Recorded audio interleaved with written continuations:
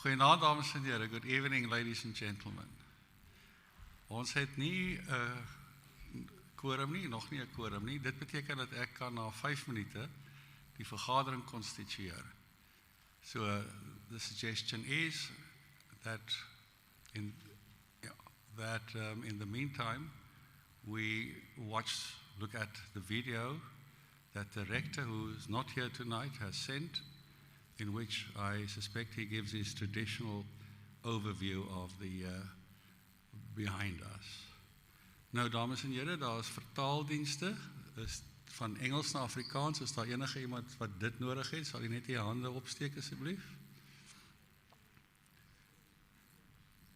Afrikaans na Engels, is daar enige iemand wat dit benodig? Niemand nie, dan 'n paar logistieke reëlings. Die badkamer wat toeganklik is vir mense wat rolstoele het, is aan my linkerkant. Die badkamers vir die res van ons is bo. Na die tyd agter my gaan ons versnaperinge, sal daar geselligheid wees waar daar versnaperinge bedien sal word.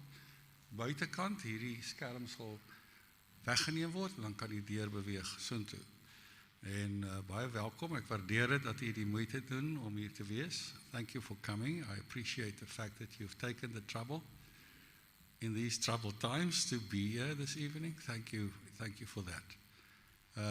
Ek wil ook net sommer nou, want hy het 'n ander verpligting en dit is it's a long-standing commitment. Ons nuwe visiepresident Rudy Buys verwelkom. Ek gaan vir jou binnekort 'n geleentheid gee om ietsie te sê. Maar voorlopig baie geluk met jou verkiesing, baie welkom, congratulations, I hope you enjoy it, and that you will serve with dedication the Convocation and the University of Stellenbosch. Die video sal nou vertoon word, dit is 5 minute lank en daarna verstaan ek, is ek by magte om hierdie vergadering te konstitueer. Dankie.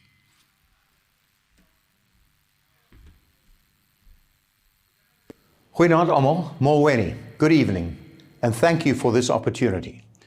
Ek is jammer dat ek nie vandag in persoon daar kan wees nie. Die tye waarin ons leef maak dit egter steeds moontlik om my boodskap met julle te deel.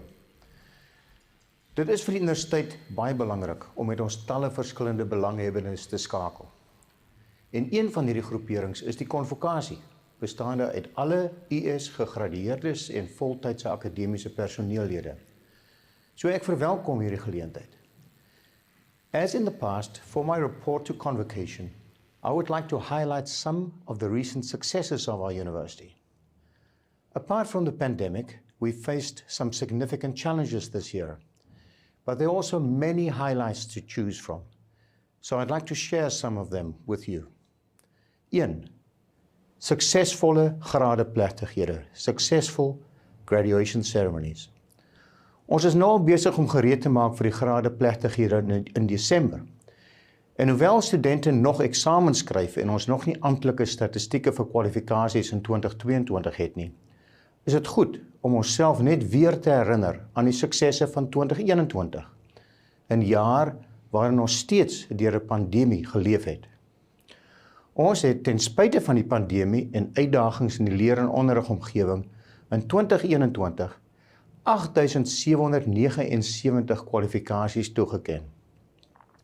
Overall, our master's graduates grew by 17% and PhDs by 3% from 2020.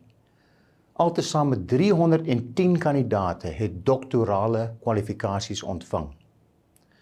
This contributes significantly to the achievement of our vision to be Africa's leading research-intensive university.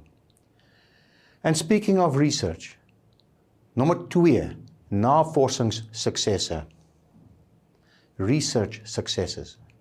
According to official figures of the Department of Higher Education and Training released in 2022, Stellenbosch University is among South Africa's top 3 research-intensive universities, both per capita and in terms of total research output. Tydens die Nasionale Navorsingsstigting se mees onlangse graderingsronde is dit duidelik dat ons navorsingsuitsette aanhou groei. In terms of A-rated researchers, we now boast a total of 20, our highest number to date, having received 9 new A ratings in the latest rating round. And this year, Professor Brian van Wilgen from the Center for Invasion Biology received the NRF Lifetime Achievement Award. En dit is werklik 'n uitstekende prestasie. Ons het ook tans 68 navorsingsleerstoele. In 2012 was hierdie getal 16 en ons nadoktorale kandidate het sedert 2012 ook gegroei van 154 tot 354 vandag.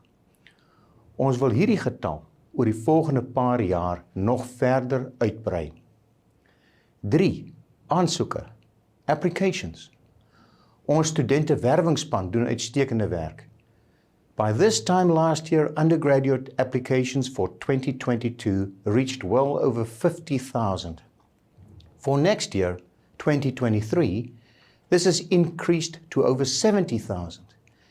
This is truly significant and indicative of our youth's interest in studying at Stellenbosch University. Ons sien die Universiteit Stellenbosch as 'n nasionale bate. En as 'n mens na hierdie getalle kyk, stem die jeug van die land en hulle ouers saam. 4. Die Skool vir Datawetenskap en Rekenaardenke. The School for Data Science and Computational Thinking. Hoewel die skool nog net 3 jaar operasioneel is, het dit reeds 'n groot impak gemaak. President Cyril Ramaphosa en die direkteur van die Wêreldgesondheidsorganisasie, Dr. Tedros Ghebreyesus, het dit verjaar besoek. The school has attracted further international attention. Professor Tulio de Oliveira's work on genomic surveillance, for example, was showcased as one of the top 10 breakthrough technologies in 2022 by the MIT Technological Review. And the school staff has produced multiple publications in prestigious journals, including in Nature, Science, and The Lancet. 5. Die School for Klimaatstudies. The School for Climate Studies. Die School for Klimaatstudie is skaars 'n jaar oud, maar het ook reeds 'n belangrike impak gemaak. In die aanloop tot die COP27 beraad, wat tans in Egipte plaasvind, was die Klimaatskool by verskeie aktiwiteite betrokke. The school engaged global youth climate ambassadors in organizing a week of youth-led climate events, the so-called Climate X Week. And last month it hosted the African Regional Forum on Climate Change with 16 African nationalities present. Our Stellenbosch University youth ambassadors contributed significantly to organizing and chairing sessions. Ons is ook tans die enigste universiteit in Afrika wat aan die Global Alliance of Universities on Climate, oftewel GAUC, behoort. Ander vennote sluit onder meer in die Universiteit van California, Berkeley, die Universiteit van Cambridge, Imperial College London, die Londense Skool vir Ekonomie en Politieke Wetenskap, die Massachusetts Institute vir Tegnologie, die Universiteit van Tokyo en Tsinghua Universiteit in China in. 6. Ons bou kennis uit in Afrika. Die onlangse Nobel en Afrika Symposiumreeks wat by STIAS aangebied is, het die kennis en potensiaal van ons kontinent beaam. Through the Nobel in Africa initiative, STIAS became the first institution outside of Scandinavia to host Nobel Symposia on behalf of the Nobel Foundation since this symposium series was initiated in 1965.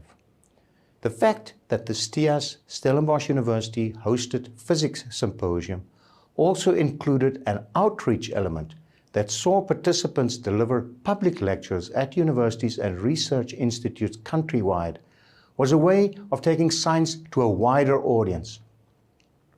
Furthermore, in Africa, Stellenbosch University currently has 120 annual internationalization activities that take place in more than 30 countries on the African continent with approximately 100 institutions. This is truly significant. 7. Innovatie, innovation. In 2022, we had a renewed focus on innovation and entrepreneurship at the university. Our strategy is to be clear about our goal to make a positive impact on society, and innovation and entrepreneurship are key components of that. Initiatives like Innovus and Launch Lab play an important role here. Stellenbosch University and its spin-off companies had the most patent applications in South Africa in 2020, with 136. This is more than companies like Sasol and more than any other South African university. 8. Ranglyste, ranking lists. Ons weet ranglyste is nie die enigste barometer vir sukses nie, maar dit bly steeds 'n goeie aanduiding. Ons het onlangs ons plek op die Times Higher Education ranglysstelsel verbeter en is nou onteenseglik tweede in Suid-Afrika. Hierdie is ook die enigste ranglysstelsel waaraan ons aktief deelneem. We now rank among the world's top 150 institutions in the area of clinical and health, the top 200 in law, the top 250 in education, and the top 300 in arts and humanities. Overall, our institution features among the best 300 universities in the world in 5 of the 11 subject categories. 9. Sport. Mati Sport het 'n baie suksesvolle jaar gehad. Ons het na die pandemie met mening na mededingende sport teruggekeer en nie minder nie as 6 goue medaljes van die Universiteit Sport Suid-Afrika verower. Ons studente-atlete het ook baie suksesvol deelgeneem aan die varsity sportreeks en sukses behaal in cricket, hockey, sevens rugby en ook netbal. 10. Ons bly transformeer. We continue transforming. After the most unfortunate incidents on campus, I appointed retired Justice Sisi Kampepe as commissioner to conduct an independent inquiry into allegations of racism at Stellenbosch University and compile a report. The report was released this week, and we take its sobering recommendations to heart. It will help to assist us in improving our culture, where required, with reference to racism, and towards safeguarding and promoting the dignity and self-worth of all our students and staff. Ter afsluiting wil ek die laaste deel van die Universiteit Stellenbosch se visie uitlig. In everything we as a university do, we must ask ourselves not only what are we good at, but what are we good for? Is the work we do, as our vision states, truly in service of society? Baie dankie vir julle tyd en sterkte met die res van die vergadering. En Koska Kuli, thank you, baie dankie.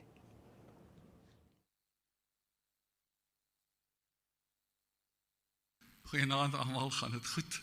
Baie welkom.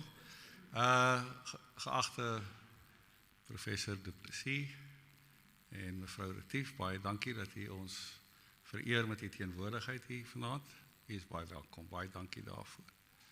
Dit is vir my besonder verblydend om professor Viljoen en sy gade hier welkom te heet vanaand. Soos u weet was hy was my voorganger en hy was lank betrokke by die aktiwiteite van die Convocation, van tevore visiepresident onder professor Kap, en ek het baie by hom geleer, en ek is hom innig dankbaar vir die voorbeeld wat hy vir my gestel het, 'n oud visierektor van die universiteit. You are all most welcome. Allow me to thank also the people who have arranged this meeting for us, not only the members of the Convocation, and they have done, of the executive committee of the Convocation, but also mense van die alumni betrekkinge van die universiteit. Ek waardeer, soos altyd, julle moeite en die wyse waarop julle take uitvoer. Die 5 minute het nou verloop en ek verstaan dat uit hoofde van een of ander bepaling, van een of ander statutêre maatreël, ek nou die bevoegdheid het om hierdie vergadering as behoorlik gekonstitueer te verklaar. En soos ek beloof het, weer eens baie geluk aan Dr. Rudy Buys, wat pas verkies is as die visiepresident van die Convocation. Hy het aangedui, hy sal graag iets wil sê, en ek gee hom graag die geleentheid om dit nou te doen. Dankie.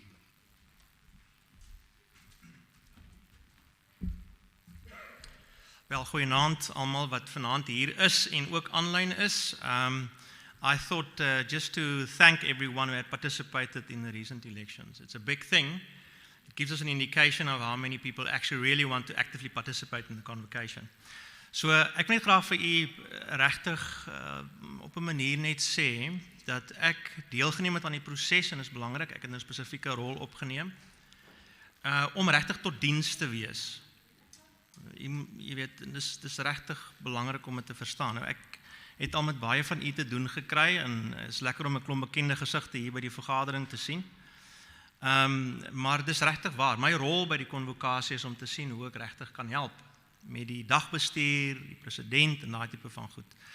But what I do think is really critical for the times that we're in is to ask ourselves about the conversations that we're having within the convocation. Who's participating, on which questions, and when, and where do those questions lead? Nou, mens kan nie mense oorsluit vir die Kampepe-verslag nie, en natuurlik ook nie vir wat by die Universiteit van Kaapstad aangaan nie. It's a tough time for higher education in the country. Om goed te deurdink, moeilike vrae, en toekomsvrae te deurdink. Nou, die rolle van konvokasies, in my gevoel, het kleiner geword, om watter rede ook al. And I just think that's just not right.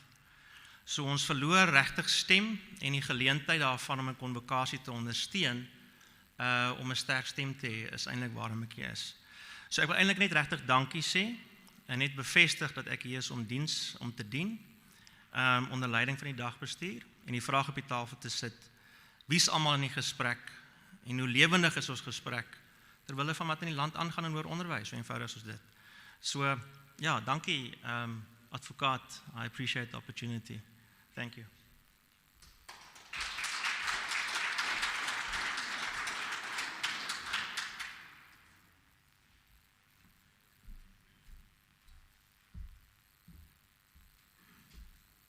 Beste, sal ek hierdie ding bietjie die kant toe skuif, sal dit help?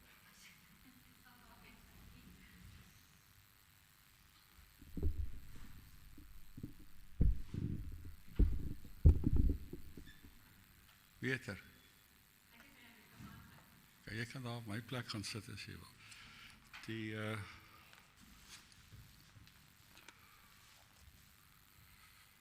Is almal baie welkom. Jy het of dit gekry of jy het toegang tot die notule van die vorige vergadering onder voorsitterskap van visiepresident toewaarnemend, professor Dr.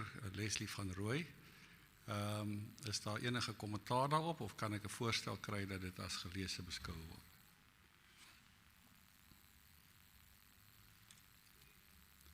Voorstel, sekondant, dankie. Dan is die notule dan aanvaar. Ek wil dadelik ons gasspreker uitnooi om ons te kom toespreek en vir Frederik van Dijk, ons sekretaris, vra om hom aan u voor te stel.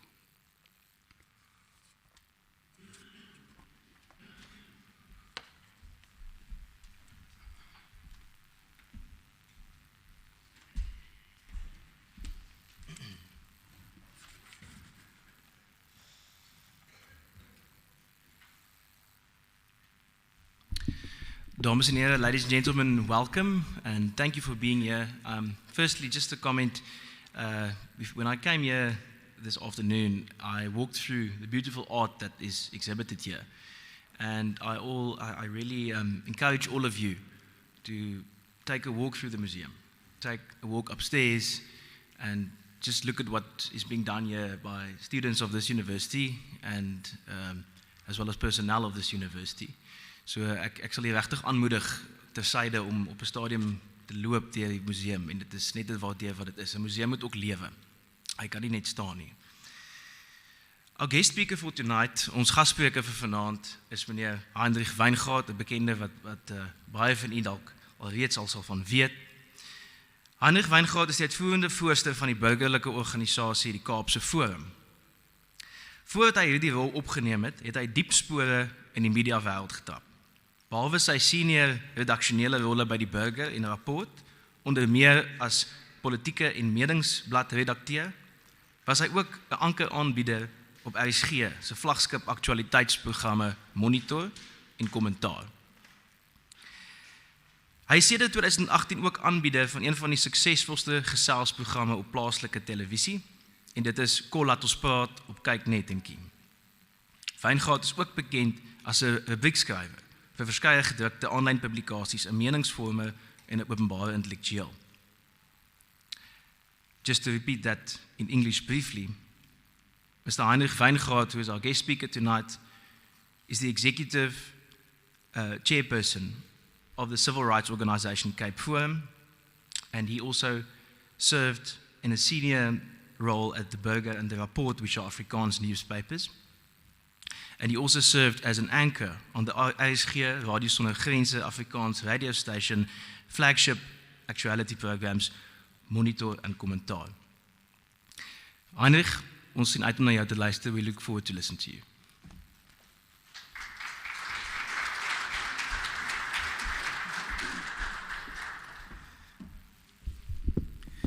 Baie dankie Frederik en goeienaand aan almal. Wat Frederik nie genoem het nie, is dat ek ook vir 4 wonderlike jare tussen 2012 en 2016 die rol van mediabestuurder vertolk het by die Universiteit se Besigheidsskool daar in Tygervallei.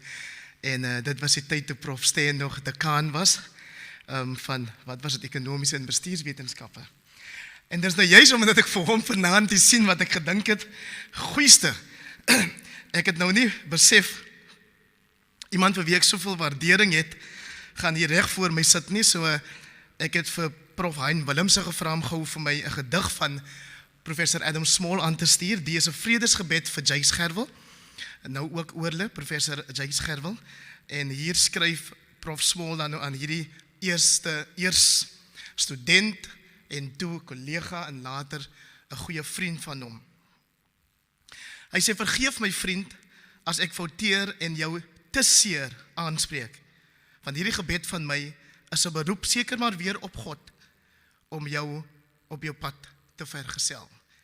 So as ek vanaand fouteer deur enigiemand in die gehoor te seer aan te spreek, dis daarom nie jouself nie, Prof Steen, vra ek by voorbaat verskoning en vergifnis daarvoor. My naam is Heinrich Wyngaard, soos wat Frederik reeds gesê het. Ek is die jongste seun van 'n bediende ma en 'n pa wat op 'n plaas en toe by die munisipaliteit op die dorp gewerk het, albei nou al dood.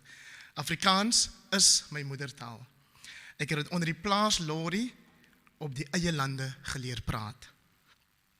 So baie dankie vir die voorreg, en dit is vir my 'n besondere geleentheid, veral omdat, en Rudy het daarna verwys, Dr. Buys, dit saamval met die bekendmaking van 'n verslag wat deurslaggewend is vir die Universiteit Stellenbosch en die toekoms van transformasie op die kampus. Wanneer ek hieroor nou gaan praat, moet dit op geen manier afbreek doen aan die suksesse wat Prof Wim de Villiers vir ons uitgespel het in die 10 hoogtepunte wat hy genoem het van die jaar wat verby is. Ek het begin deur my Afrikaans sprekendheid te beklemtoon, juis omdat die verslag deur regter Sisi Kampepe se kommissie na beweringe van rasisme, die taal Afrikaans en Afrikaans sprekendheid, of is dit eintlik Afrikanerskap en witheid, as 'n kernfokuspunt aan ons voorhou. Die rektor bestempel die Kampepe-verslag as gebalanseerd en genuanceerd. Kritici beskou die verslag as 'n ongekende aanval op Afrikaans, en die regter word hieroor gekritiseer. Maar ek reken dit is nie gepas om die regter te kritiseer of aan te val nie. Die regter het net haar werk gedoen. En die uiteinde daarvan pas eintlik soos 'n handskoen dit wat 'n mens vermoed die universiteit se bestuur se gewenste uitkoms was.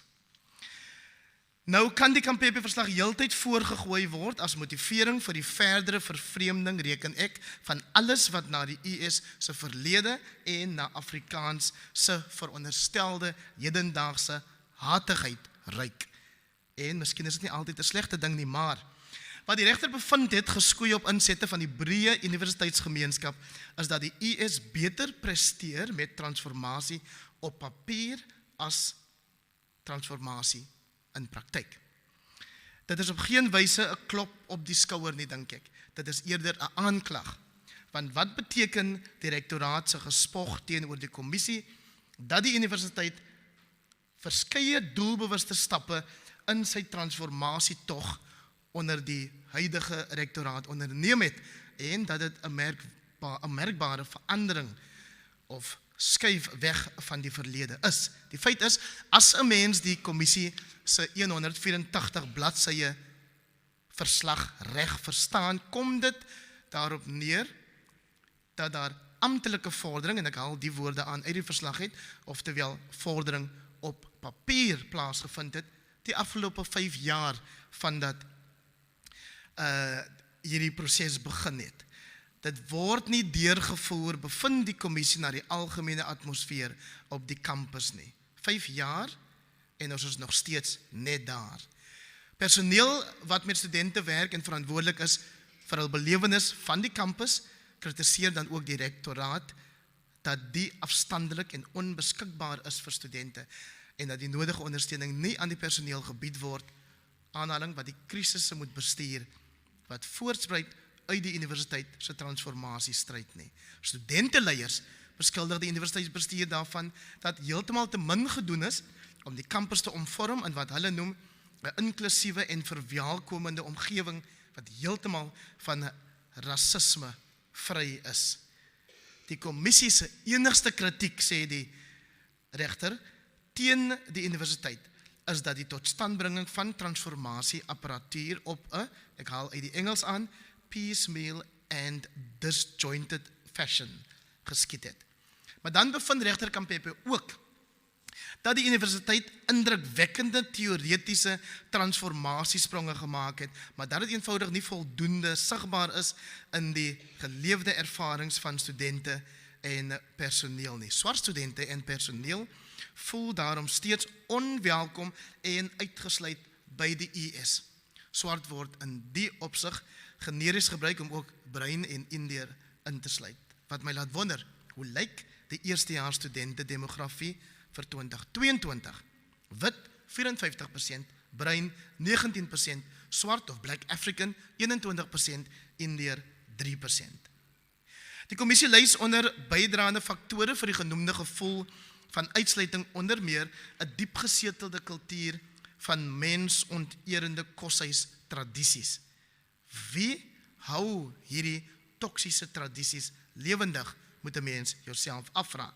Slegs die koshuisbewoners of ook die universiteit by implikasie deur sy toelatingsstatistieke en hoe lyk die demografiese verteenwoordiging in die universiteit se studentebehuising vir 2022. Uit die verslag dan weer haal ek aan hierdie persentasies wat deur die universiteit self verskaf is. Wit koshuis of studentebehuising, studente 46%, bruin 22%, swart 28%, Indiër en Asiër 3%.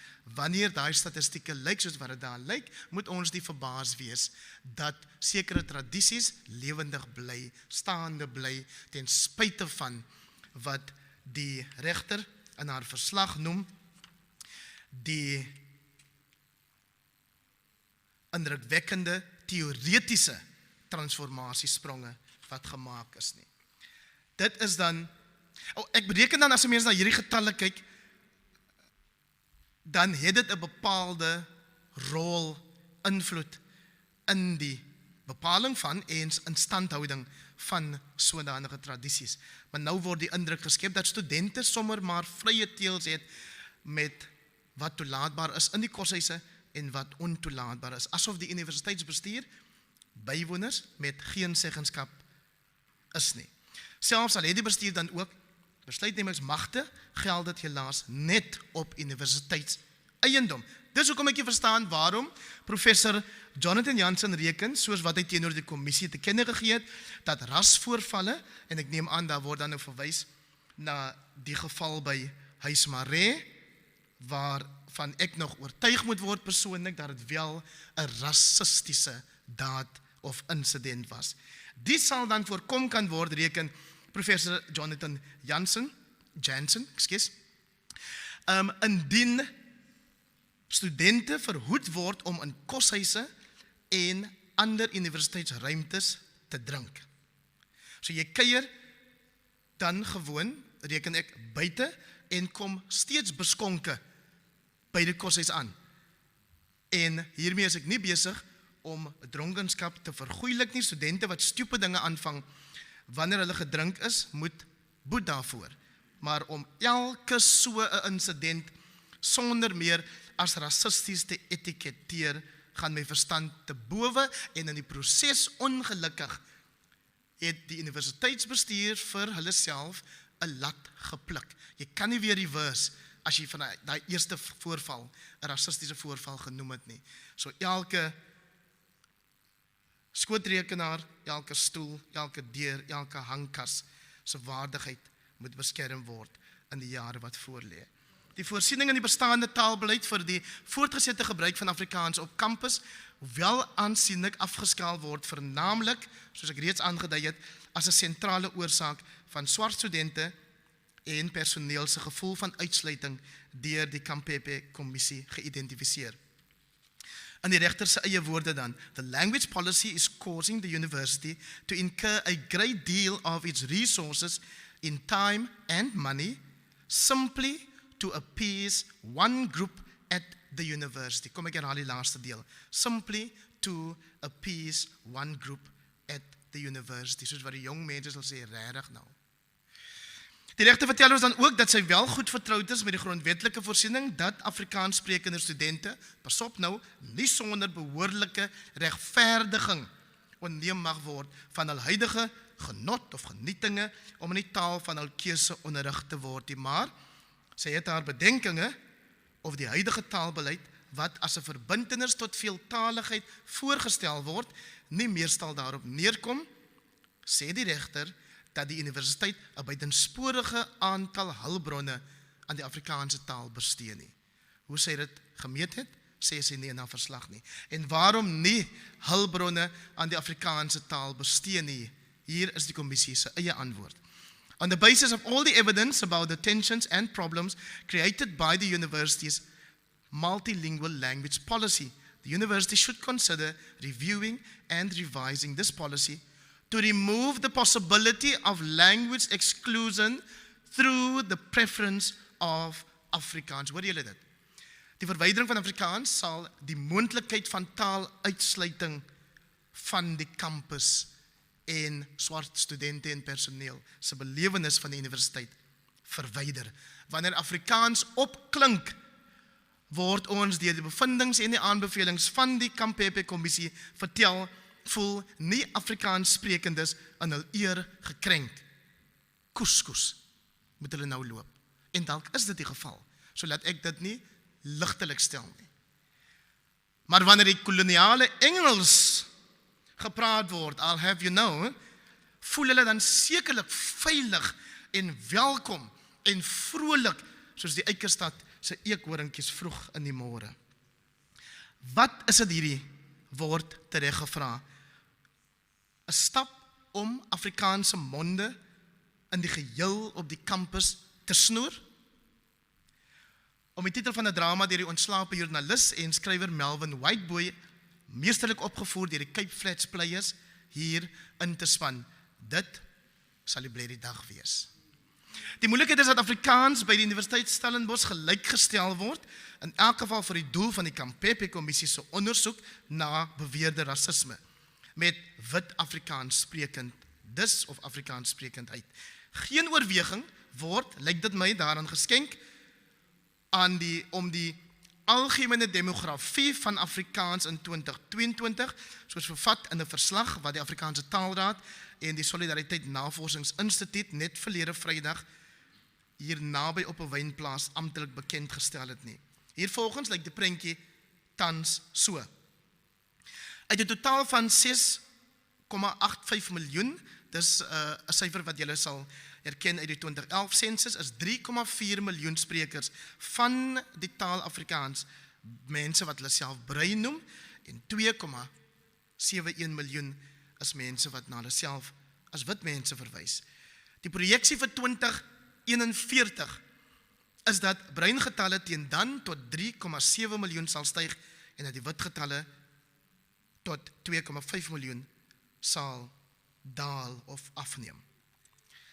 Die verduideliking daar is baie eenvoudig. Die wit Afrikaans sprekende gemeenskappe is 'n verouderende gemeenskap en die bruin Afrikaans sprekende gemeenskappe is 'n jonger gemeenskap met, ek dink, 'n mediaan ouderdom van iets soos 25, 26. Terselfdertyd is Afrikaans die algemene omgangstaal in die grootste dele van 2 provinsies, naamlik die Wes-Kaap en die Noord-Kaap, terwyl dit ook algemeen in verskeie dele van die Oos-Kaap voorkom as 'n meerderheidsomgangstaal. En om die demografie van Afrikaanssprekendheid nader aan die huis IS te bring, 65% van bruin Afrikaans sprekendes woon binne 'n 300 km radius van Stellenbosch. Dit volgens hierdie verslag deur die Afrikaanse Taalraad. Jou moeilikheid is dat as die sprekers van die taal nie 'n natuurlike tuiste op die kampus vind nie, is dit ekonomies en maatskaplik asook toe met hulle. Ons is ook vertroud met die skokkende syfers wat daarop dui dat 'n ellendige 1,3% van bruin Afrikaans sprekende skoolverlaters hul voet op 'n universiteitskampus sit en, ek weet nie hoe lyk daai uitvalkoers in elk geval nie, maar dan 'n totale 4,5% maar net neem enige vorm van tersiêre onderrig op. Dit is jou meerderheidsgemeenskap breinmense of mense wat na hulle self as breinmense verwys in hierdie provinsie, in die Wes-Kaap. En as dit gaan soos wat dit daar gaan, daar is 'n uitdrukking wat ons self brein noem, gebruik, ons het gat gerook. En dit beteken dit gaan beroerd. En as dit so beroerd gaan en niemand is ge-worry daaroor nie, dan gaan dit in elk geval jou worry raak met tyd saam. Of dit nou in die vorm van misdaad of middelmisbruik of groeiende sassa rye in die eerste week van die maand is. Dit raak jou. So indien die Kampepe verslag die einde van Afrikaans op Stellenbosch beteken, sal dit 'n tweede skoot koue water in die gesig van die bruin gemeenskappe wees. Eers sal julle goed onthou in die verlede oor hulle Afrikaans sprekendheid, of dat hulle Afrikaans sprekend was, maar toe nou ongelukkig nie wit was nie. En nou oor hulle Afrikaans sprekend is, maar ongelukkig nie Black African nie. Ons moet ons nie laat flous deur die universiteit by monde van die direkteur se verontskuldigende verwelkoming van die Kampepe verslag nie.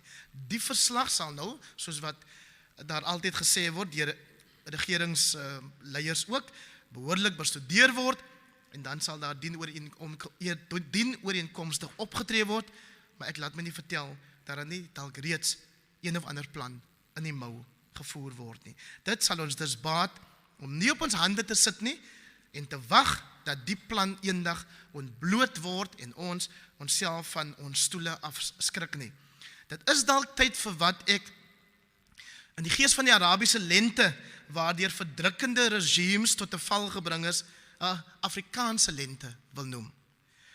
Ons moet, die van ons wat bekommerd is oor die taalsituasie en die plek van Afrikaans en Afrikaanse mense, moet teen hierdie toenemende taalkundige teregstelling wat op Afrikaans sprekendes neergelaat word, opstaan, ons stemme dik maak. Die begin van die aksieplan is dalk om aan te dring daarop dat 'n bestuur wat vir minstens 5 jaar nou al hierdie transformasieplan op die kampus teoretiseer, aktiveer, maar heel duidelik net nie die soort resultate weer voor 'n dag kom, waarop selfs die regter Kampepe gehoop het nie. Ons moet dalk begin om aan te dring dat daai bestuur moet sê, dit is nie binne ons vermoë nie. Ons wil eerder maar ons poste verlaat en vir ander 'n geleentheid gee om te help dat hierdie ding wat transformasie op kampus genoem word, nou eenmaal behoorlik bygelê of bestuur word. Ek dink nie die huidige bestuur, van wat ons weet, het 'n katse kans om transformasie op die kampus te laat slaag nie.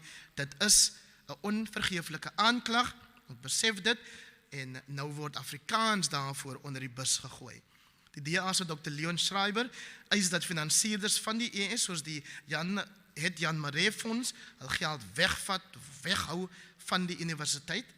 Ander instansies, reken ek, wat spesifiek beurse aan Afrikaans sprekende studente beskikbaar stel, sit dalk nou self met 'n dilemma oor hoe om te maak as Afrikaans sprekende studente al minder of dalk uiteindelik glad nie meer in hul taal by die US mag klasloop of mag kuier nie.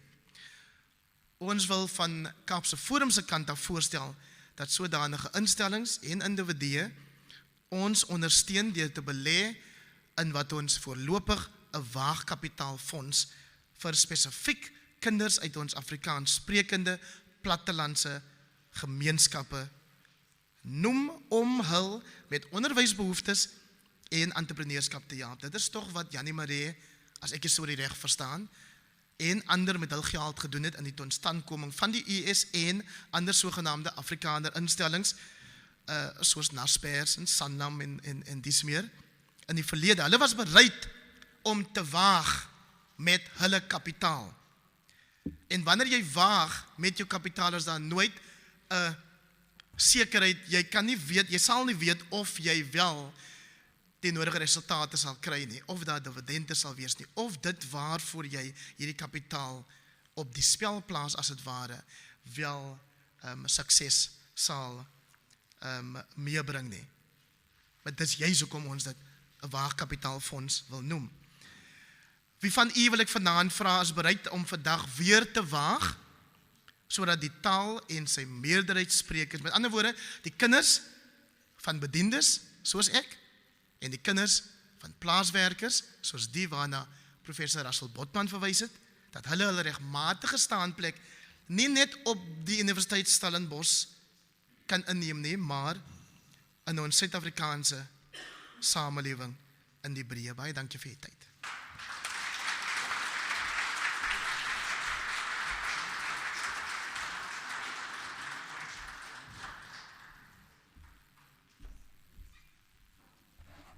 Ek vra nou 'n lid van die Sekretariaat en 'n lid van die uitvoerende komitee van die Convocation, mevrou van der Rede, Willem van der Rede, om u te kom bedank, en baie dankie van my kant af ook, meneer Wyngaard.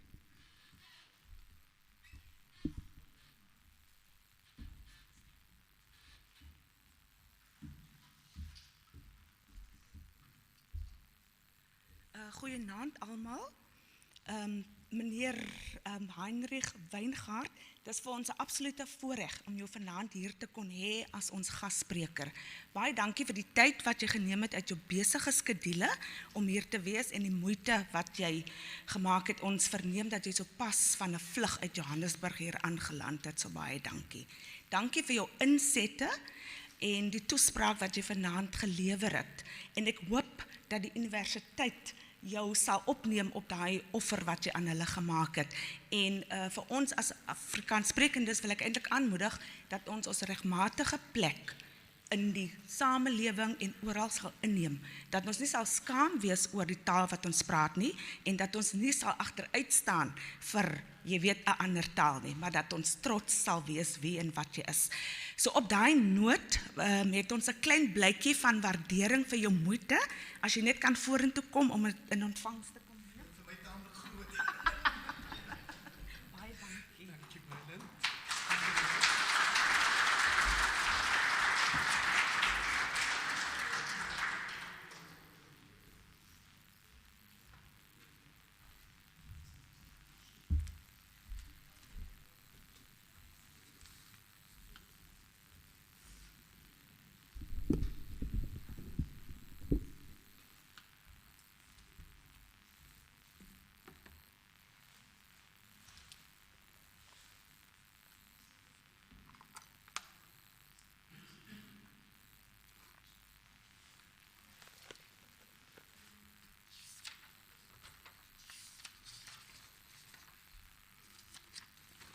Dames en here, gedurende my verskillende termyne as visiepresident van die Convocation en ook as president van die Convocation,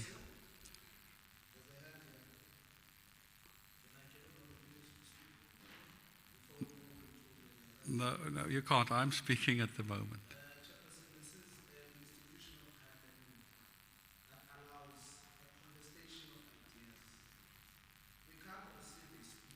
Yes. Yes. Would you like to ask a question? Like, would you like and ask a question? Well then, would you wait for a second, please? Meneer Wijngaard, wil u 'n vraag beantwoord? Ja, goed. You may put your question.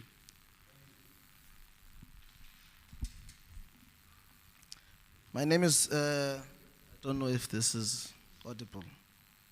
My name is Lwazi Phakade. I'm a former student here in the university and a former leader of the SRC. Let me first accept the Kapempe report that calls in its recommendations for everything else that we were calling upon in the year 2015 and 2016 during Open Stellenbosch and Fees Must Fall.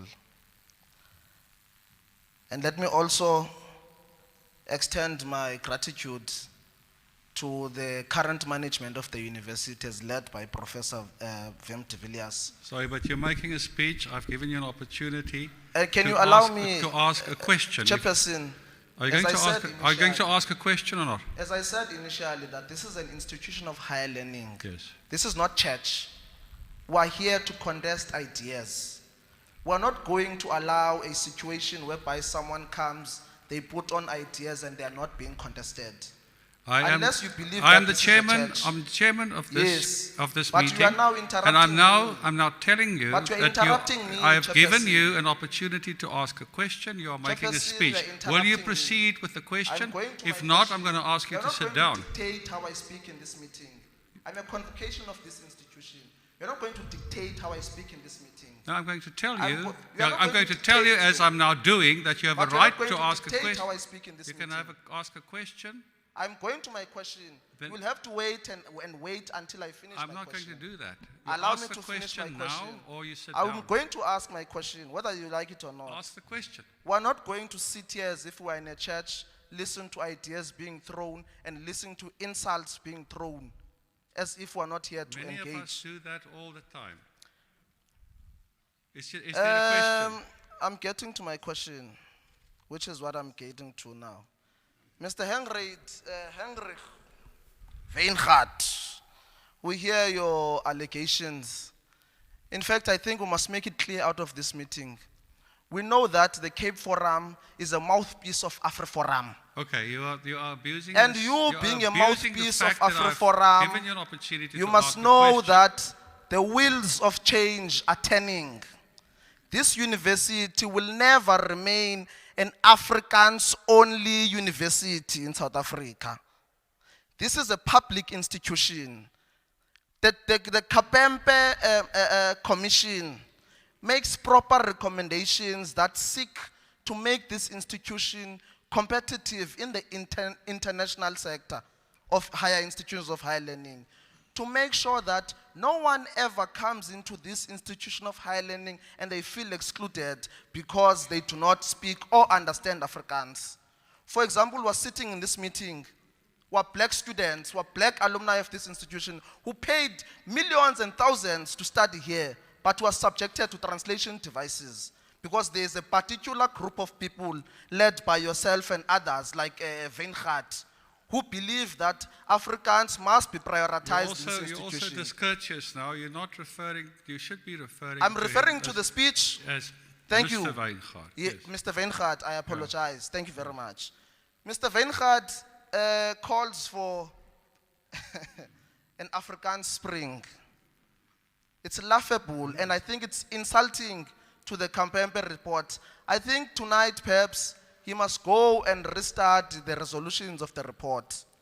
The report is not saying that Afrikaans is a racist language, as it seeks to suggest. It says that there are cultures that are closely related to the Afrikaans language in the institution that exclude black students, that even to a further extent exclude colored students. You must not make it as if colored students in this institution are not excluded because they speak Afrikaans as well. The Afrikaners in the institution, they deem colored people the same as black students. What is it that you are saying? You seem to be out of reality with the happenings of this university. As I sit down, Chairperson, I want to say this one thing. We can't continue the way you are continuing as a university. This university does not belong to Afrikaans people. There are thousands and thousands of black convocation in this institution.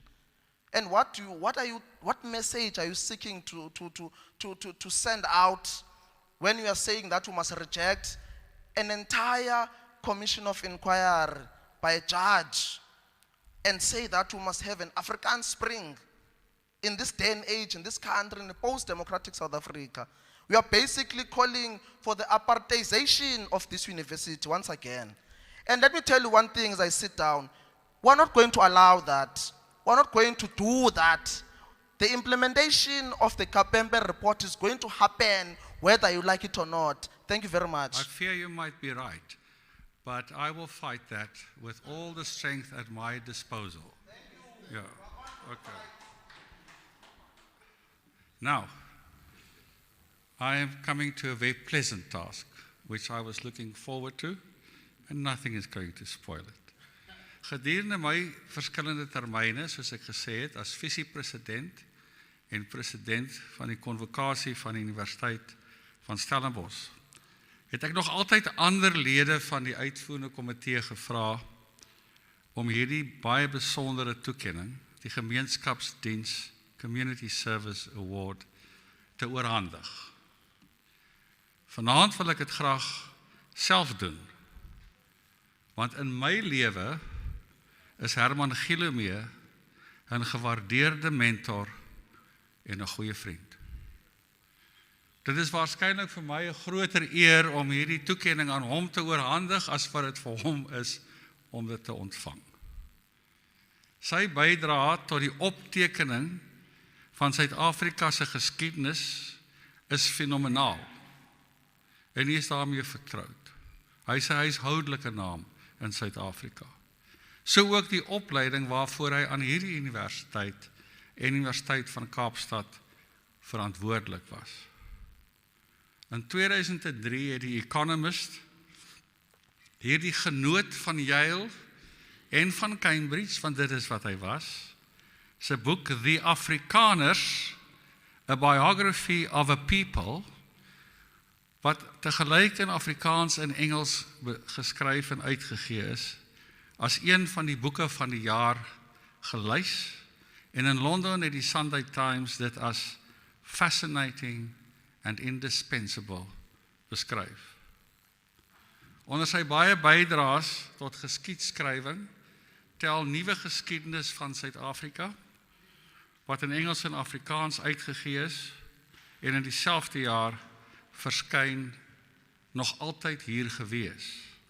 'n opgawe van die geskiedenis van die bruin gemeenskap van Stellenbosch, wat hom na aan die hart lê. Saam met Pieter Kap, Christoffel Joen, Marie Jesse en ander, het hy hom onvermoeid beywer as raadslid en andersins, soos wat hy nou nog doen, vir die behoud van Afrikaans as gelykwaardige onderrigtaal, as an equal language of instruction aan die universiteit waarvan ons die alumni is. Wat hom werklik laat uitstyg as 'n reus van 'n man, is sy integriteit, sy eerlikheid, sy hoflikheid, sy nederigheid, sy toeganklikheid, sy medemenslikheid en sy goeie oordeel. Herman, ek het die hoogste agting en die hoogste waardering vir jou en ek sal eer jou. Kom ontvang asseblief hierdie toekenning en dan kan jy geleentheid kry om ietsie te sê.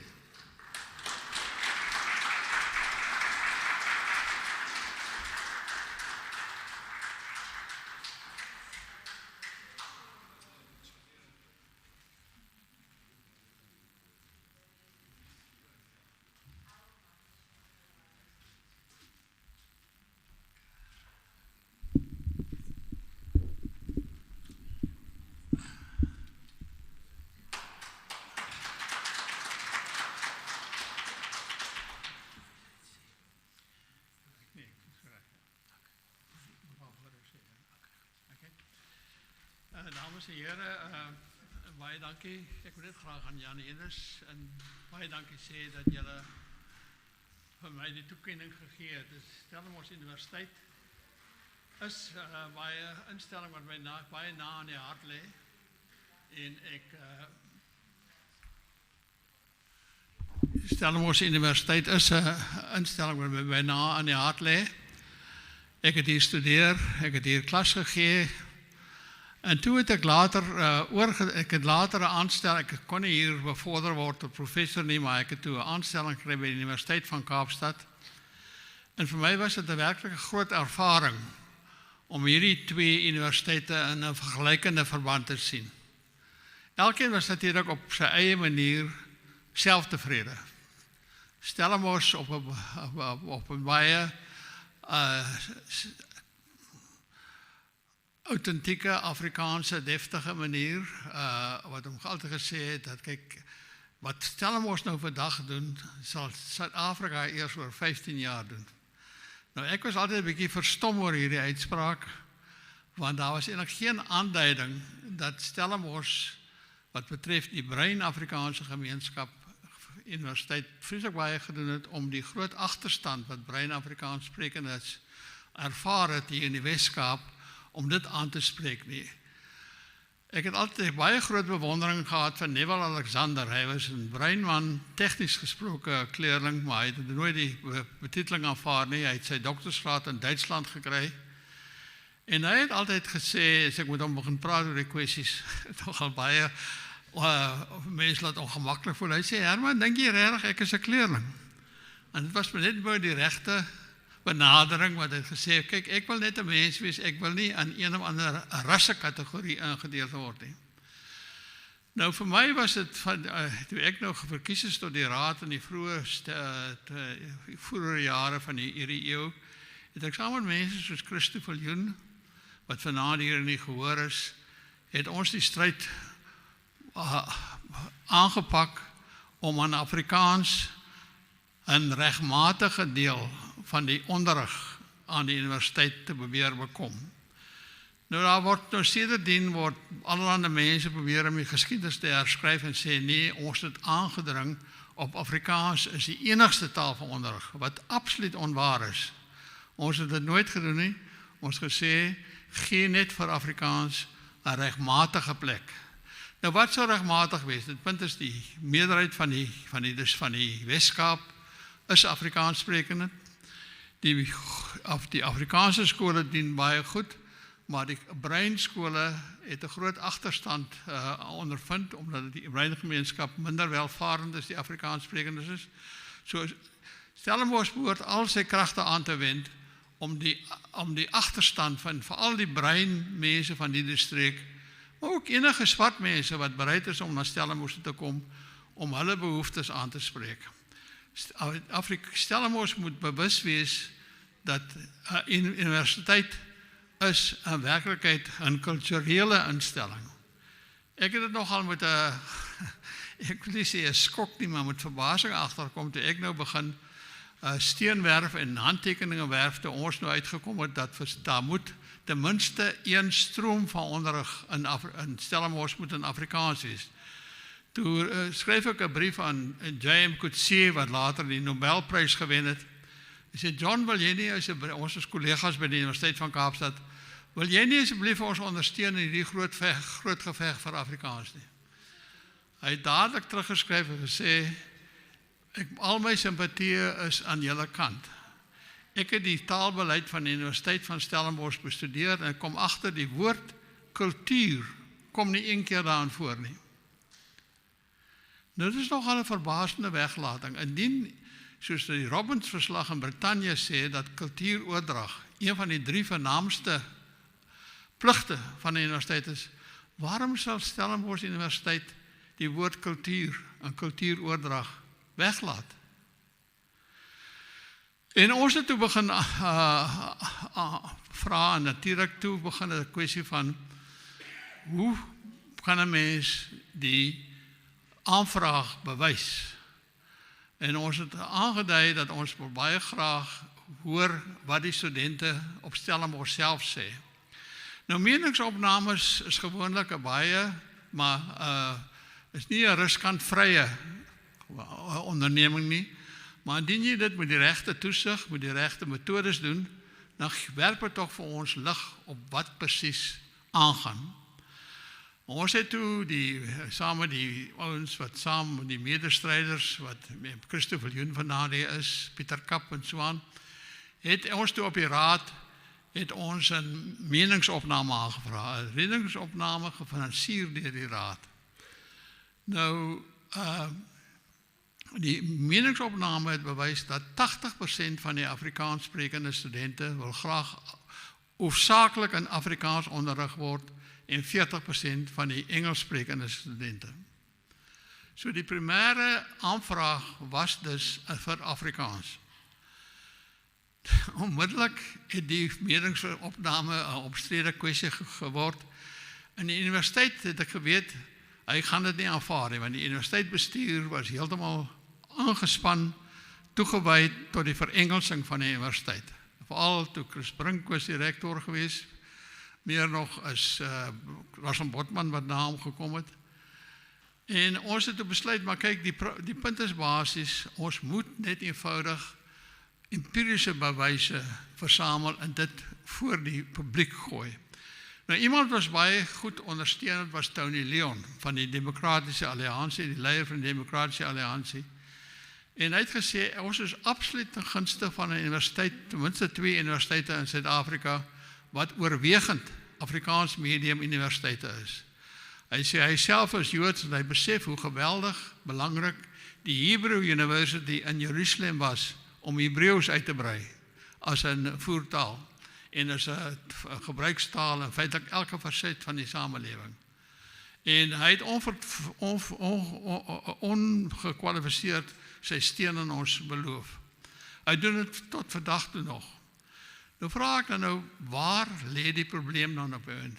Indien dit so oorweldigend is, en vat ek byvoorbeeld Koos Becker, wat die bestuurende direkteur was van nasionale pers, wat miskien waarskynlik die Suid-Afrikaanse maatskappy wat die beste geïnternasionaliseer het oor die laaste 10 jaar, het almal aangedring dat dit behoort eintlik hoofsaaklik Afrikaans medium te wees, maar ook met 'n aanbod in Engels, 'n behoorlike aanbod in Engels.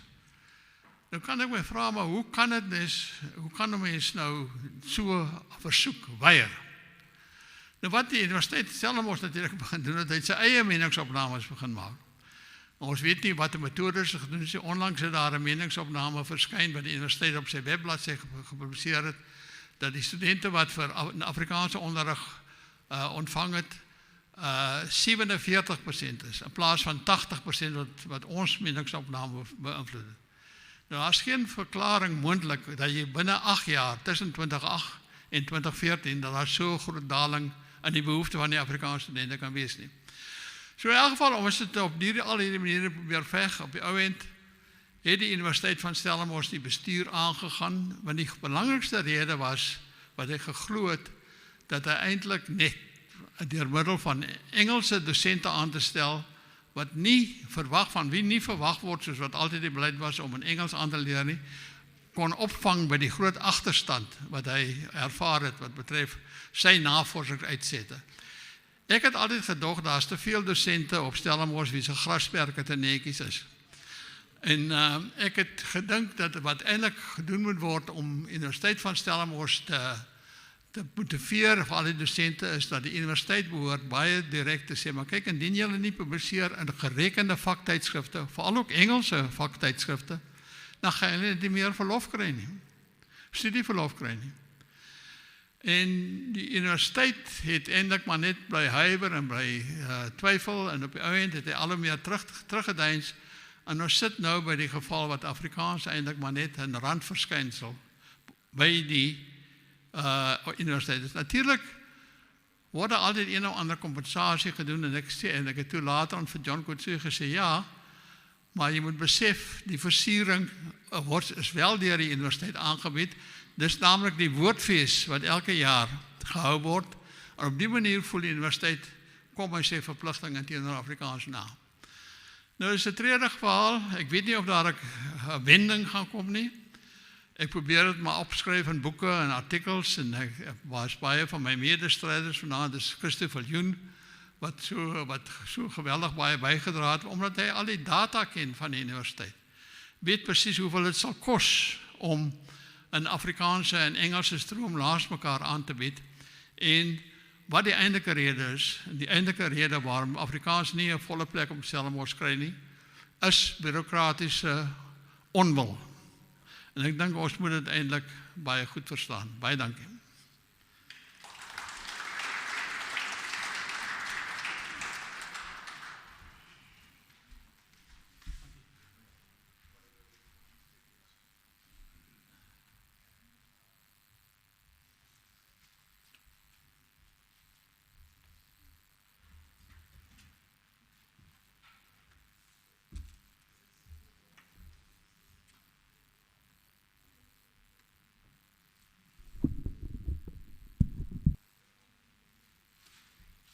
Jy is in die stoel.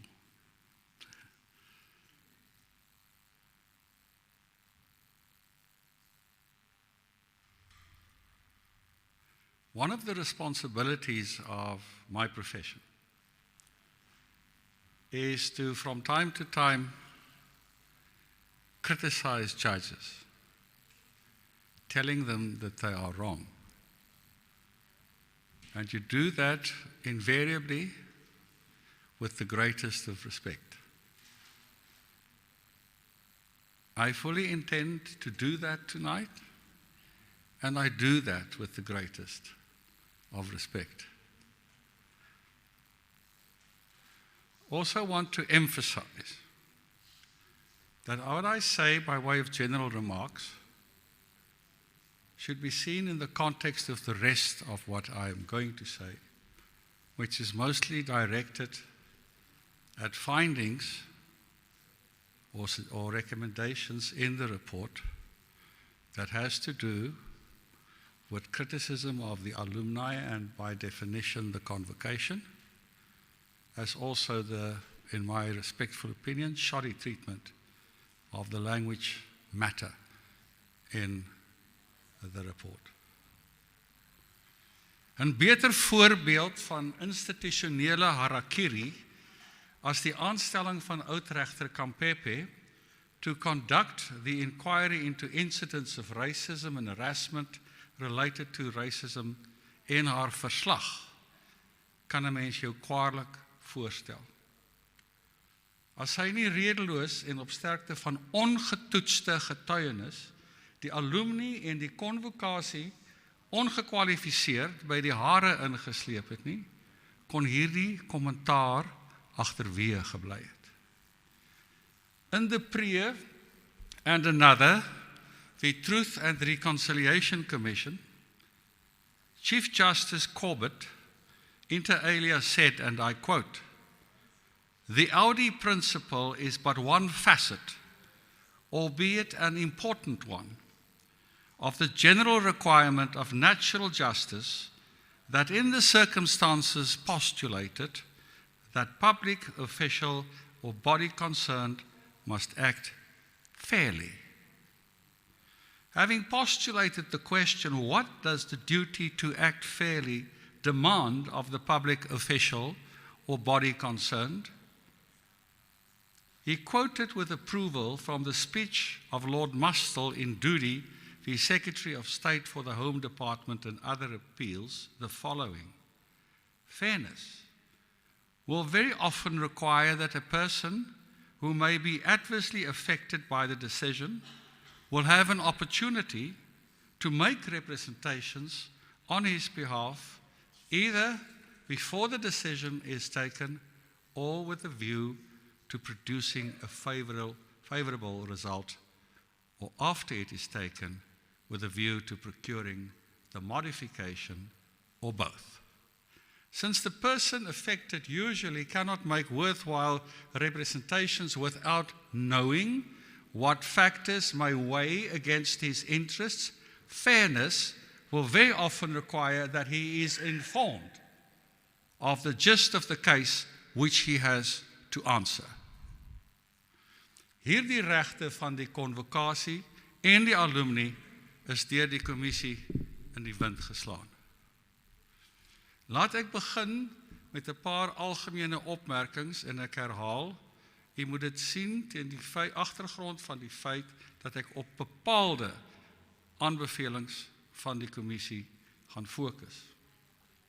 Die eerste is dat dit jammer is dat soos gebruiklik die bestuur hierdie belangrike inisiatief op sy eie geneem het, sonder om met die raad of Hope Against Hope die convocatie oorleg te pleeg. Die uitkoms illustreer weer dat dit nie altyd in die belang van die universiteit is om net toe te gee en toe te gee nie, want daar is mense wat jy nooit tevrede sal stel nie. Daarbenewens laat jy jou optrede dikteer deur redelose aansprake en op die ou end. Wanneer daar niks meer is om te gee nie, het jy niemand tevrede gestel nie. Die tweede is, en hier sluit ek aan by ons gasspreker, die tweede is, dat daar 'n geneigtheid, en dit is nie in Suid-Afrika se belang nie, daar is 'n geneigtheid om rasisme onder elke bos uit te krap, om in alles rasisme te sien. Wanneer 'n swart man en 'n wit man, byvoorbeeld, 'n argument het, as hulle verskil van mening, dan is dit nie 'n rassistiese geleentheid nie. Dit is 'n argument. As hulle in 'n motorbotsing betrokke is, dan kan een of albei nalatig wees, maar dit is nie 'n rassistiese insident nie. 'n jaar gelede het 4 gewapende swart mans by my huis ingekom, my vrou aangerand en haar van haar juwele en die geld wat sy gehad het, beroof. Ek het nog nooit daarna verwys as 'n rassistiese insident nie. Dit is 'n gewapende rooftog. Gebeure soos hierdie kan natuurlik rassisties gemotiveer wees, maar dit is nie per se rassisties nie, en daar moet daarteen gewaak word om dit nie so meer as rassisties te typeer nie. So ook is daar 'n debat wat die convocatie met die bestuur oor gelykberegtiging van Afrikaans aan die universiteit het nie sprake van rasisme nie, nie sprake van ontsegging of ontneming nie. Dit gaan oor die aanspraak van 'n grondwetlike reg, 'n constitutional right, wat terloops probeer verhoed of behoort te verhoed dat die universiteit uiteindelik in Engelse eiland omring deur 'n see van Afrikaanse inwoners in die dorp en in die provinsie word. In sy 8 November verklaring, na ontvangs van die Convocation se verslag, sê die rektor, ons bestudeer tans die verslag en wy al ons aandag aan die bevindings en aanbevelings. Hy sê ook, oud-regter Convocation het verskeie aanbevelings gedoen wat ons nou bestudeer. Ons sal die bevindings evalueer en aksieplanne saamstel om die sake te hanteer wat verbeter moet word en aandag kry. As hy dit maar gedoen het. As hy dit maar gedoen het. Hy het hom vanaand hoor sê dat die kommissie se verslag het sobering recommendations, sonder om dit te kwalifiseer, sonder om te sê nie in alle opsigte nie. Maar hy sê die volgende in dieselfde verklaring wat saam met die verslag aan die publiek bekend gemaak is. Met die oog op die toekoms beskou ons egter hierdie kommissie as 'n belangrike belegging in die welstand van ons universiteit. Verder sê hy, dit is 'n ontnigterende oomblik vir die universiteit. Ondanks ons doelbewuste transformasiepogings tot nou toe, is dit duidelik dat swart personeel en studente nie hier welkom voel nie. Ons moet nou die werklikheid in die oë staan dat daar 'n gaping is tussen ons bedoelings met transformasie-inisiatiewe en hoe dit in werking gestel word. Ons sal baie hard moet werk om ons institusionele beloftes te belyn met alles wat in die praktyk en op voetsoolvlak gebeur, ensovoorts. Dit is gister gevolg deur 'n media-konferensie waar hy verder gegaan het en gesê dat die verslag, die getuienis daarin duidelik uiteensit en dat ons die oudregter se evaluasie daarvan moet aanvaar. Hierdie uitspraak is op sigself al 'n aanvaarding van 'n verslag of dele daarvan, wat om dit sag te stel, in wesenlike opsigte gebrekkig is. Die rektor sê vervolgens die kommissie het die ondersoek deur middel van geslote verrigtinge onderneem, ten einde vertroue in die ondersoek te skep en om openhartige deelname op 'n breë grondslag te bevorder. Ek verstaan, as daar mense is wat weens hulle persoonlike omstandighede of voorkeure verkies om hulle getuienis vertroulik aan te bied, dat dit beoordeel sal word en dat 'n besluit deur die voorsittersbeampte daaroor geneem sal word. Maar om dit van meet af voor te skryf aan die kommissie is myns insiens 'n groot fout. Want waar is die deursigtigheid? En hoe beoordeel 'n mens die kommissie se verslag in die lig van getuienis waarvan die enigste bron die kommissie se opsomming en vertolking daarvan is? Voeg hierby dat die kommissie se prokureur, wat deur die oudregter self aangestel is, verantwoordelik was om die getuienis van die getuies voor die kommissie aan te bied, onderhewig aan die oudregter se direktiewe. Daarbenewens maak die reëls waar volgens die kommissie sy verpligtinge, werksaamhede moes vervul, uitdruklik voorsiening daarvoor dat die prokureur leidende vrae kon vra. So dis nie net ongetoetste getuienis nie, dit is ook vrae wat ontlok word by wyse van leidende vrae, of antwoorde wat so ontlok word. Paragrawe 3.1 tot 3.3 van die reëls bepaal dat die kommissie sy ondersoek agter geslote deure moet hou, dat die identiteit, persoonlike inligting en getuienis van getuies vertroulik moet wees. Dit bepaal ook dat die kommissie getuienis kon ontvang wat in 'n geregshof ontoelaatbaar sou wees. Met ander woorde, het soos hoorsê getuienis, byvoorbeeld. Reël 6.1 bepaal dat getuies geroep sou word om getuienis te gee ooreenkomstig die diskresie van die oudregter en dat haar besluit in die verband ingelig sou word deur die oënskynlike betekenisvolheid van die getuienis ter bevordering van die kommissie se werk. Ek sê weer, dit staan vierkantig in die pad van deursigtigheid en verantwoordbaarheid. Saamgenome is hierdie bepalings 'n resep vir wat die uitkoms toe in werklikheid was. 'n Versameling ongetoetste bevindinge, sonder dat weerleggende of moontlik weerleggende getuienis aangebied was, wat ooreenstem met die vooropgestelde standpunte. Die kommissie het gekom waar dit wou wees. Met verwysing na die insameling van getuienis sê die verslag, the university provided a list of suggested witnesses, including students and members of staff and management, who in its view would provide relevant evidence. Laat ek vir u nog voorbeelde uitlig waartoe hierdie werkswyse aanleiding gegee het.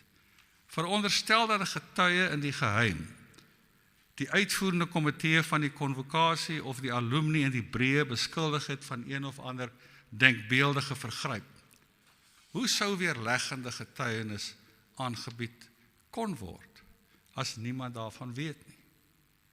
Indien die oudregter nie die beskuldigdes geroep of versoek het om te kom getuig nie, Reël 8 bepaal immers, the decision to call the witness is at the discretion of the chairperson. Noodloos om te sê, die oudregter het self hierdie reëls gemaak. Volgens paragraaf 7 van die verslag, the Commission's terms of reference required that the identities of all witnesses who provided evidence during these processes to be treated as confidential. Paragraaf 9, thereafter, dit is nou nadat relevante dokumentaire getuienis ingesamel is, the Commission issued an open call for submissions that allowed all members of the university community an opportunity to make full and confidential written submissions on matters relating to its terms of reference.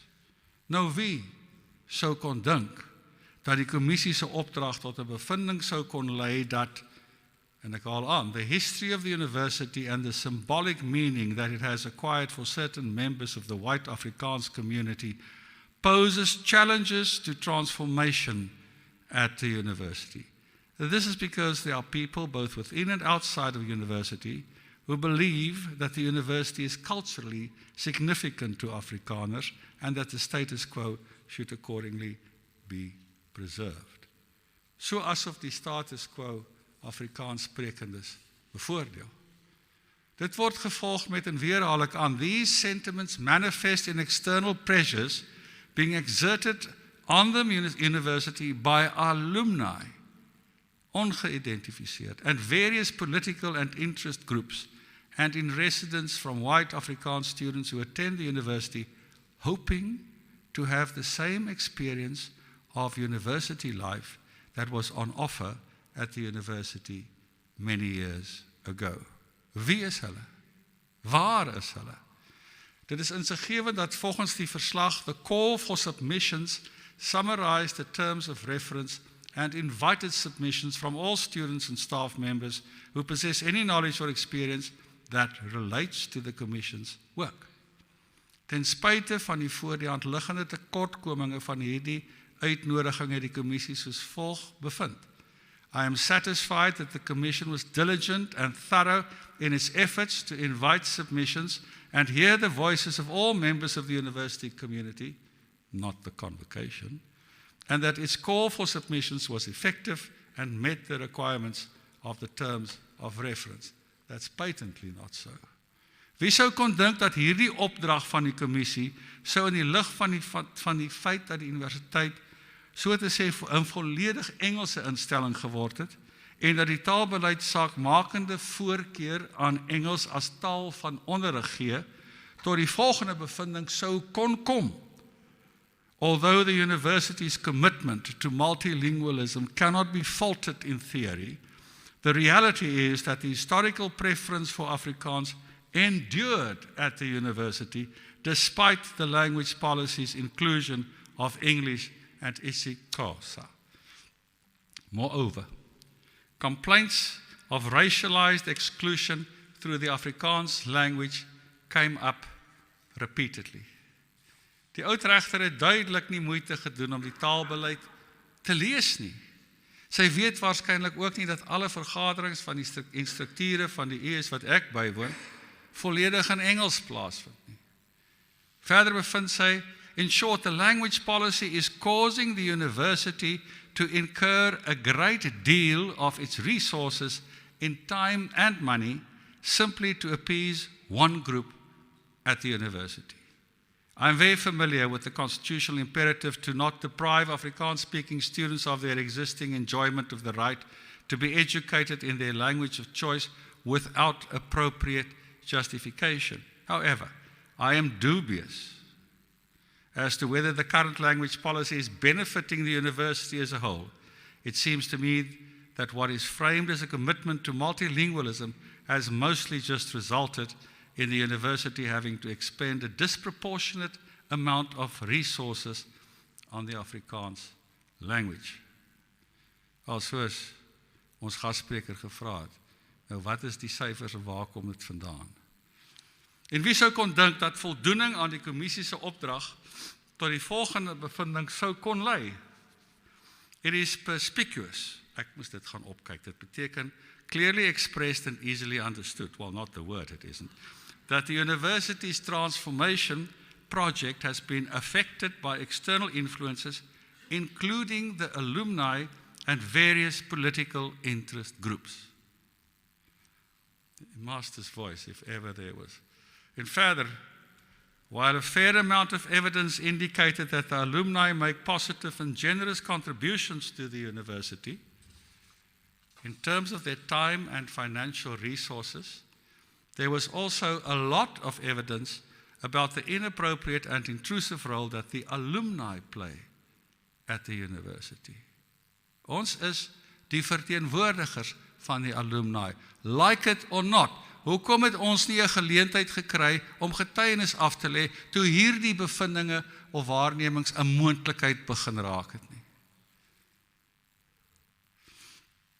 Alhoewel die oudregter in hierdie verband na Huis Maree verwys, sê sy ook sonder om dit te incidenteer, wat 'n deurlopende gebrek in die verslag is, en ek haal aan. However, many other examples are provided too. The trend appears to be that the alumni tend to involve attorneys, which can be a successful and intimidating tactic, as was the case when the Huis Maree agreement was signed. It's about the protection of rights. And if you want to protect your right, you're entitled to the services of an attorney, and sometimes to the services of an advocate, to represent you, to see whether he or she or they can make sure that your rights are respected. And we are talking about constitutional rights. Or does the Constitution mean nothing anymore? In my ondervinding beteken die feit dat 'n mens 'n prokureur raadpleeg, dat jy bekommerd is oor inbreukmaking op 'n reg. En dit is 'n reg om 'n prokureur te raadpleeg. Waarskynlik, en hoekom sê sy dit nie? Op 'n oorwig van waarskynlikhede verwys sy na Studenteplein, 'n studenteorganisasie, jong mense, wat gestig is met die oog daarop om goed te maak wat die universiteit nie kon doen nie, en dit is om die aanbieding, die Engelse aanbieding, meer toeganklik te maak vir Afrikaanssprekende studente, veral plattelandse studente, wat nie gereedelik in Engels onderrig kan ontvang nie, deur byvoorbeeld modules te vertaal. Die eerste amptelike skrywe wat Studenteplein van die universiteit gekry is, julle moenie verwys na ons modules by hulle name nie, julle skend die outeursreg. Daar is meer. On the whole, my impression is not that the alumni play the most direct role in derailing transformation. Hulle speel geen so 'n rol nie. And change at the university. However, it certainly seems to be the case that the university must constantly watch its step as it attempts to implement changes. As there is a constant threat of litigation from the alumni, should the university expose itself to any form of legal challenge in the process. Well, a law-abiding university shouldn't be scared of that, should it? It is also the case that the alumni and external political groups influence the public image of the university. While this does not directly affect the university's daily business, it fuels tension by feeding the narrative that the university is attempting to cleanse itself of Afrikaans people. Dit nou die resultaat van die aandrang van Afrikaanssprekende mense, soos ek en soos baie van u, dat ons konstitusionele regte eerbiedig moet word, sonder daar 'n verwagting is dat ander mense se konstitusionele regte nie ook eerbiedig moet word nie. Ek het in die raad gesê, as geld 'n probleem is, as dit kom by die taalbeleid, sê dan vir ons, dan kan die Convocation al sy kragte inspann om die tekort wat daar mag wees aan te vul. Niemand het daarop gereageer nie. It also publicizes the idea, sê die regter, that the university must remain a herald of Afrikaans culture and pride, which could deter applications from prospective students and staff members who feel they would be unwelcome in this environment. Afgesien van die feit dat dit volslae onsin is, kon hierdie bevindinge tog seker nie regverdiglik gemaak gewees het, sonder dat die kommissie ten minste ten minste die uitvoerende komitee van die konvokasie. Die konvokasie se spreekbuis en geleentheid gegee het om getuienis af te lê nie en hulle vir daardie doel uit te nooi nie. Per slot van rekening, hoe moes ons weet dat gegee die kommissie se opdrag sulke aantuigings en verregaande beskuldigings gemaak sou word en geglo sou word. Die saaklike punt is dat die alumni nie so 'n geleentheid gegee is nie. En hier is die tersaaklike bevinding. I must emphasize that there is no inherent prejudice in wanting to speak one's mother tongue. But as is true with all things, context matters. The overwhelming impression created by the evidence is that in the context of a university, the use of English is the preferred language to facilitate inclusivity. With this in mind, and on a conspectus of all the evidence about the tensions and problems created by the university's multilingual policy, I recommend a sobering recommendation. I recommend that the university consider reviewing and revising the language policy to remove the possibility of language exclusion to the preference of Afrikaans. Dit van 'n beleid wat verg dat alle onderrig 100% in Engels moet wees. So moenie praatjies vir die vaak aan ons opdis nie. Hoe oppervlakkig hierdie verslag is, word byvoorbeeld geïllustreer deur die feit dat die aanbeveling dat die universiteit sy taalbeleid moet hersien to remove the possibility of language exclusion through the preference of Afrikaans gepaard gaan met 'n vermaaning dat die universiteit die konstitusionele hof se uitspraak in onder meer die gelyke kanse saak in ag moet neem. In welke saak die universiteit volgens die kommissie 'n conscientious and comprehensive cost analysis voorgehou het, demonstrating the financial burden of its previous language policy, which ultimately led the Constitutional Court to conclude that the university had acted reasonably in its decision to change the language policy. To do what? To dispense with Afrikaans as an equal language of instruction. Maar die waarheid van die saak is dat daar 1,5 bladsy motivering oor die toekomstige implementering van 'n taalbeleid wat gelyke voorsiening vir Afrikaans sou maak, ingehandig is sonder dat dit 'n beëdigde verklaring was. Ons het dit afgeskiet by wyse van, en Christo was daarmee behulpsaam, by wyse van seker omtrent 20 bladsye in 'n beëdigde verklaring. Die universiteit het nie enige so iets gedoen nie. Die universiteit het probeer aantoon dat die aandrang op gelykberegtiging vir Afrikaans en Engels in die toekoms as onderrigtale onbekostigbaar sou wees. Onthou my versoek om ons te sê, as geld die probleem is, waarop daar nooit 'n reaksie was nie. Die feit dat daar geen comprehensive cost analysis was, soos wat die verslag beweer nie, word geïllustreer deur die aangewese kanselier, soos hy toe was, sy uitspraak in daardie saak, tot die effek dat hy hom nie kon voorstel dat so groot instelling nie 'n behoorlike kosteberaming sou doen nie. Dis rasionalisasie van die eerste water, en dit was een van die grondstene waarop daai uitspraak berus. Oudregter Kampepe het klaarblyklik nie die uitspraak waarmee sy saamgestem het gelees of verstaan nie, sê ek met eerbied. Hoe selektief die kommissie met die getuienis te werk gegaan het, blyk uit die volgende paragraaf. Finally, before I proceed to the next group of witnesses, it is worth mentioning a few points were raised echoing the evidence of other groups of witnesses. The first was the influence of the alumni.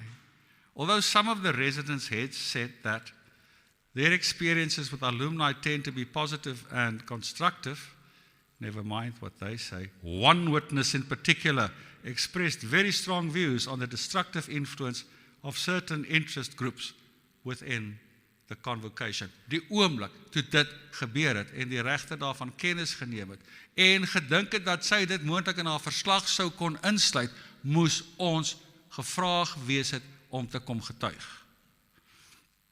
The witness stated that these groups obsessively push a political agenda at the university and use their power and wealth to make it difficult for the university to transform and to change. According to the witness, they do this through litigation and other threatening legal processes, including PIA requests relating to any decision. Dit nou in 'n land waar die grondwet openheid van staatsorgane verg en soos wat die konstitusionele hof bevind het, die universiteit is 'n staatsorgaan.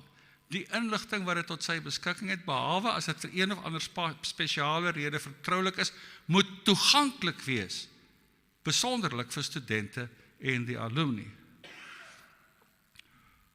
The witness emphasized that this forces the university to expend time and resources on dealing with these interest groups, rather than directing them towards the improvement of the university. Lastly, there was also a witness who emphasized that people who challenge and question the status quo at the university always tend to suffer the consequences. This relates to what other witnesses said about the culture of silence at the university and the absence of protection for agents of change. In my ondervinding, kry die agents of change meer as genoeg geleentheid om hulle aansprake te artikuleer en word hulle, na my beskeie mening, dikwels te dikwels geakkommodeer wanneer dit onverdienstelike aansprake is. Die feit, dames en here, dat ongetoetste veralgemening soos hierdie, wat in my ondervinding in elk geval van waarheid ontbloot is en klaarblyklik nie gestaaf is deur ander getuienis nie, tot die bevindinge en aanbevelings kon lei, soos die oor Afrikaans waarna ek verwys het, is skokkend onvanpas. Hierdie verslag gaan die universiteit en ek is daaroor nie verheug nie. Dit is vir my 'n hartseer saak. Hierdie verslag gaan hierdie universiteit baie duur te staan kom. Ek is baie dankbaar vir u teenwoordigheid en ek waardeer dat u hier is en dat u na ons geluister het. Ek vra nou vir Esterbeth om, moet jy nog oorhandigings doen of het jy almal klaar gegee wat lê? Blomme vir Annette, vir jou.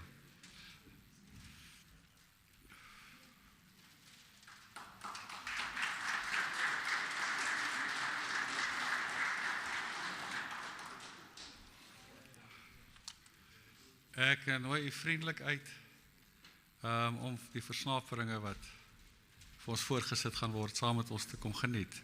En ek sluit die vergadering. Baie dankie.